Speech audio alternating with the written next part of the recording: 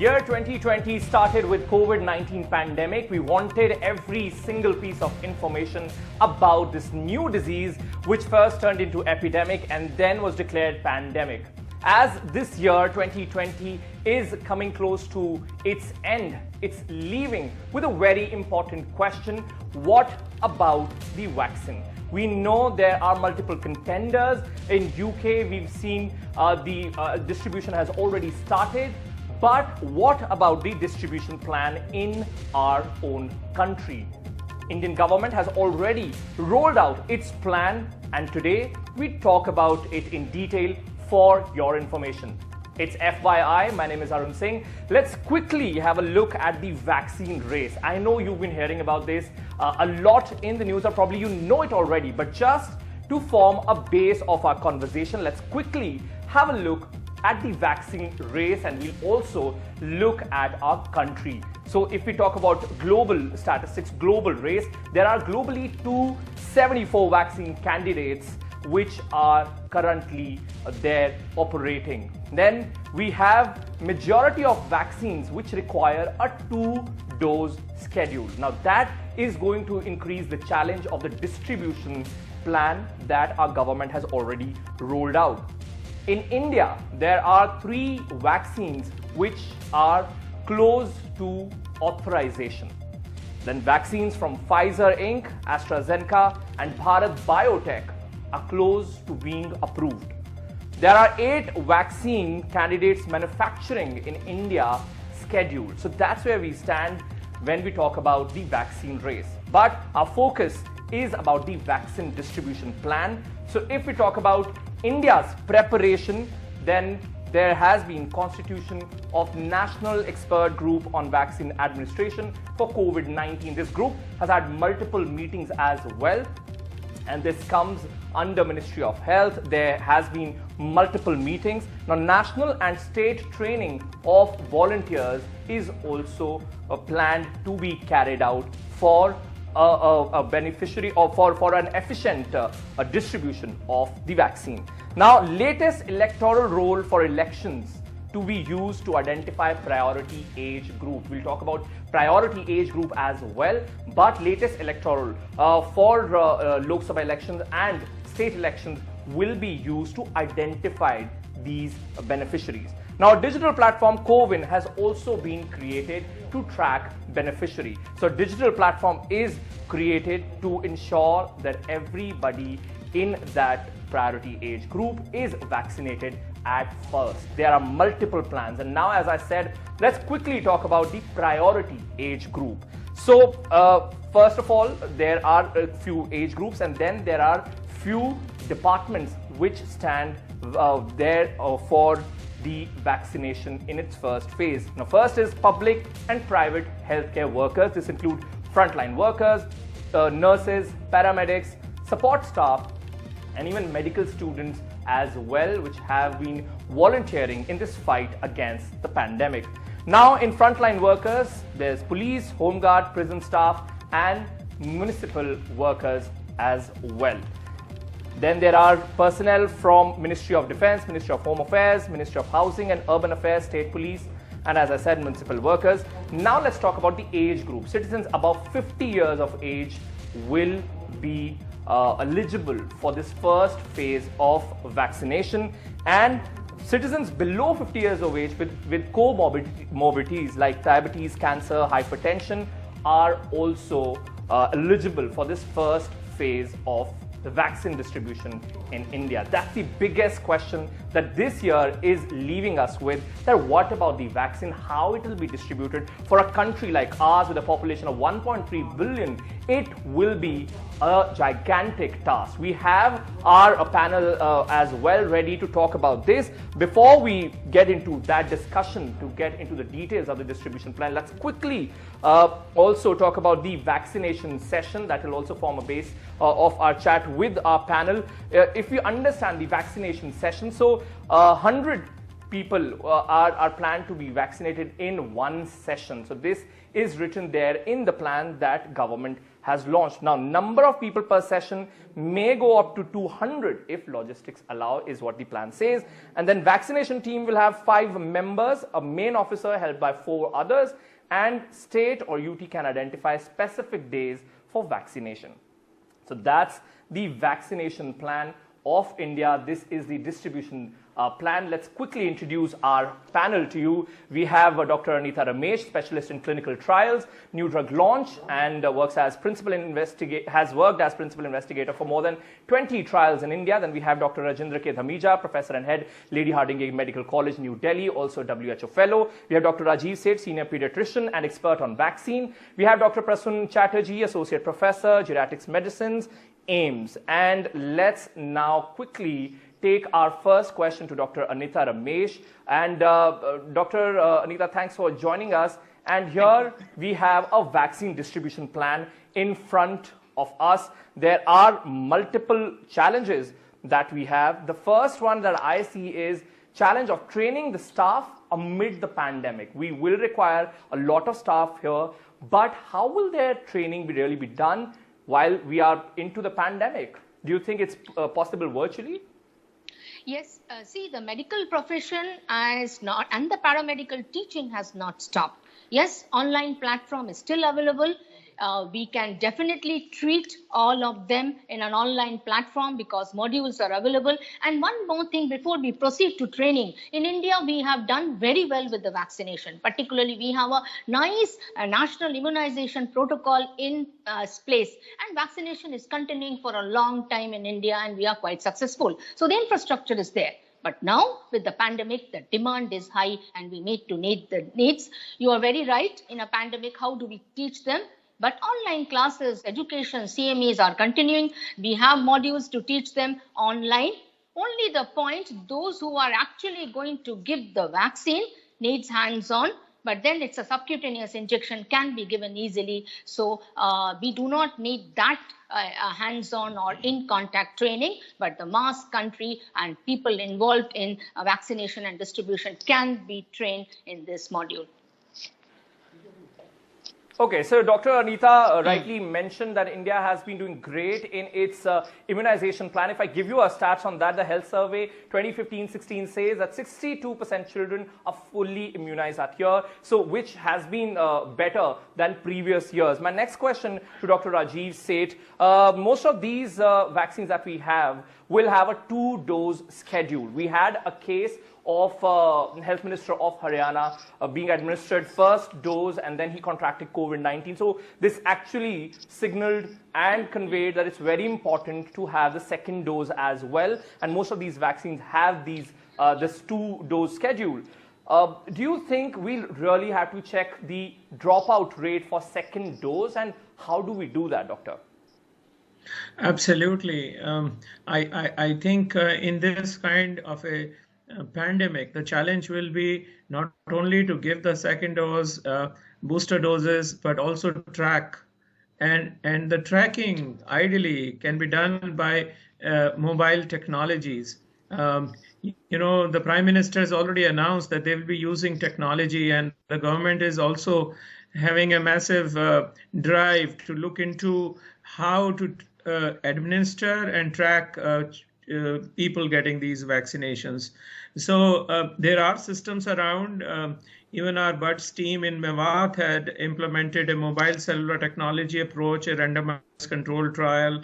The government is aware of other modules. So there are different ways you could not only keep records of these people online as well, because, you know, as in smaller communities, many people after the first dose may even lose their cards and may not come. So through a mobile technology which is calling them, they could be getting their vaccinations. Yes, it is true that vaccination coverage has increased in our country, but in the marginalized and the aspirational districts, it's still a challenge. Access to healthcare, access to vaccination is also depends on a lot of social determinants of health. Therefore, it is important that from now on, we need to actually reach out to the communities to let them know about this coming up vaccine drive so they are mentally, emotionally prepared.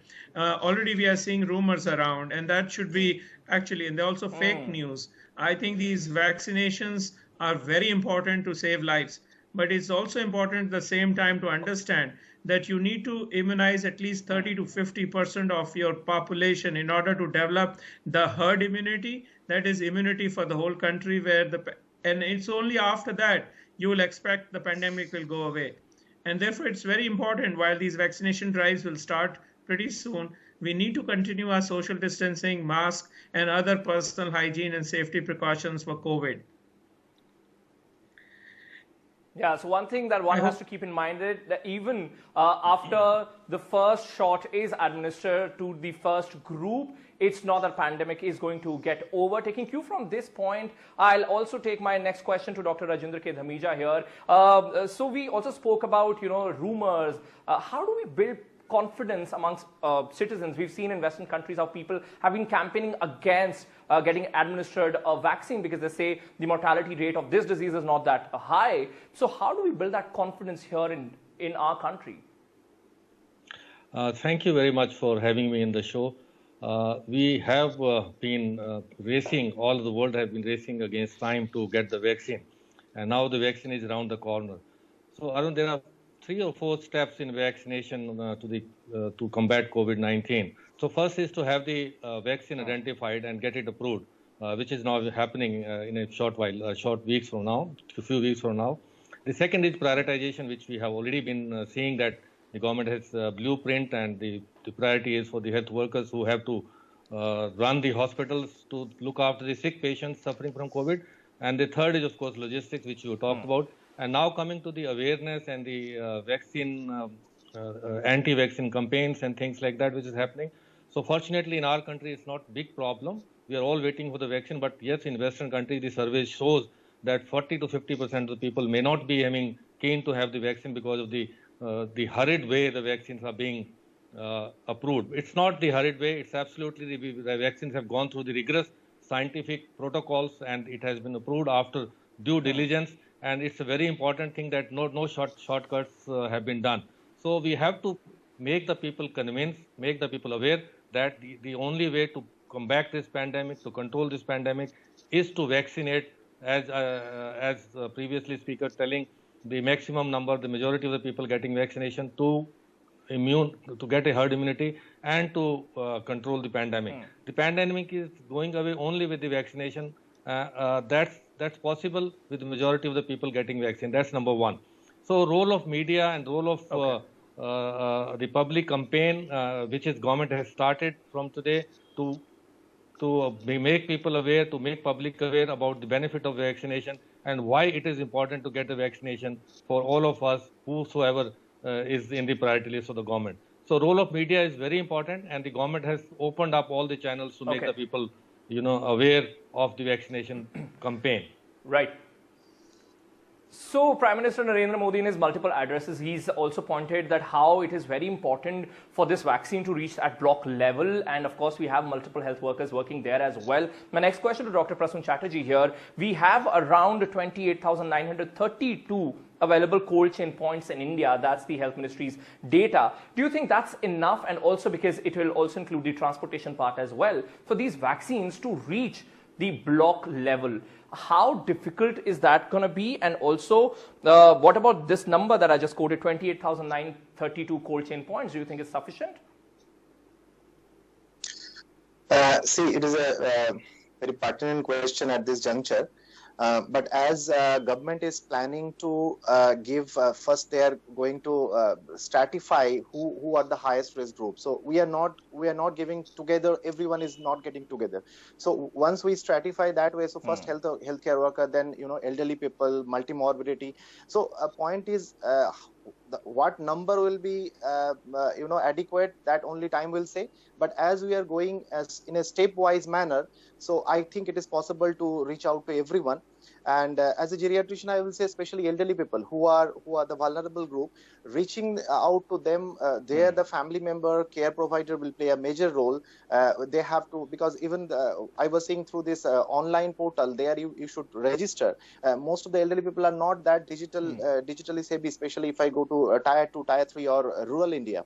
So their young generation caregiver, family member has to take part in this project, and they should proactively register, contact, how to get the vaccine, because this is so important. And as my previous speaker rightly mentioned, we have to promote this. We have to go against this campaign that you should not vaccinate. Vaccine can create there are some side effects, of course, but everybody has to work together for this. Of course, it's going to be a big task here. My next question to Dr. Anita Ramesh here. It's not as simple as, administering polio drops where you just go door to door and administer it. It is going to require a whole lot of infrastructure and also some safety guidelines as well. So do you think, as far as the safety is concerned here at this point, do you think what kind of measures do we really need at block level, at district level or state level to administer a vaccine, considering the safety of the entire process? See, if you talk about safety, which is our prime most important thing at this point of time, human safety, and first the vaccines has to be approved by the DCGI, that's the Drug Controller of India, to get people vaccinated. That is on the process and it's yet to come. Second, once the vaccine gets approved, yes, there is a whole setup by which the vaccine has to be administered. One is that it is a 30-minute process. All over the world, people are trying to see that at one particular center, we'll try to vaccinate only 100 people. So the person comes in, we have a digital record, we look for his comorbidity, we look for his allergy, then the healthcare worker takes to the next room and the vaccination process takes place after consenting. Then the person is asked to sit in the third room where he is kept for observation for the next 30 minutes. So we cannot rush, because that last amount of time is needed for us to observe that whether he is getting any acute reaction at that point of time. So the whole process approximately takes place 30 minutes. It is devised in the West. We are trying to do it in India. And that's how to assure that you are safe. And when you leave the center after the end of vaccination, you walk out of the center without much problem. So this takes time. Not more than 100 people can.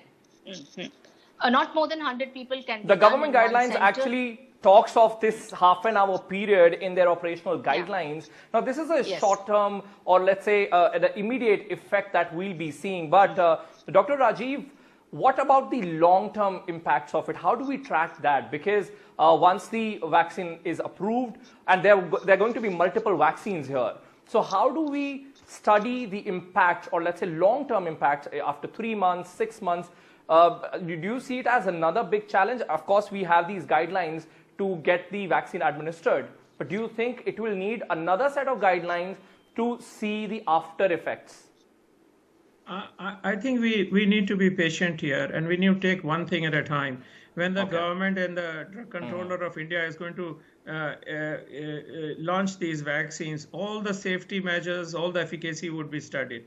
And after the vaccine uptake is occurring in the community, the government and the agencies are going to track the effectiveness of this vaccine beyond administration times. So it is going to take a time. The pandemic is just less than 1 year, and it has taken such a heavy toll of lives, more than 98 millions of people in our country, 1.4 lakhs death. So the priority is to give this vaccine, and what we all need as medical health providers and the media, everybody, all agencies need to encourage vaccine acceptance and to training our frontline health workers. You see, what we're talking of, the administration of vaccine in remote villages, that is done by the ANMs, auxiliary nurse midwife, and the ASHA workers and the Anganwadi workers. These community health workers, we need to build their capacity so that their vaccine acceptance increases.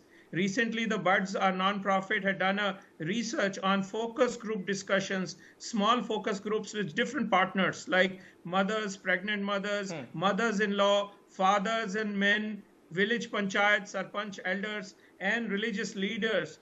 These people have a big role to play, because if they say no, then whatever you may try, the vaccine is available. Even today, the vaccine program, like you mentioned, covers only 60%. Why not 98%, like the West? Because there are a lot of social determinants of health. There are lots of rumors and negativities. They have to be suppressed, and a training and capacity building of everybody involved in the vaccination drives is very important.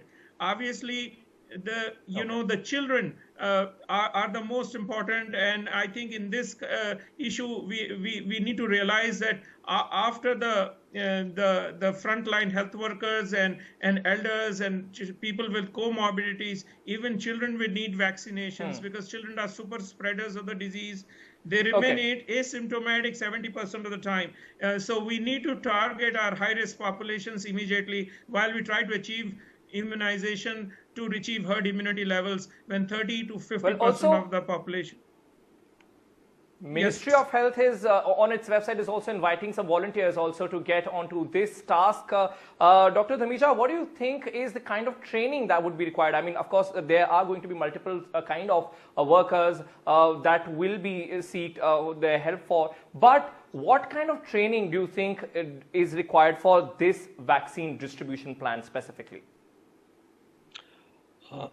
Look, this pandemic is only be won by the community participation and volunteering. So it's just not one part of the society or one part of the administration of the government or the researchers or the scientists or the doctors. So we have to all collaborate and work together to fight this pandemic. And that is why the ministry is also inviting people to come forward and participate in this for a battle against the pandemic.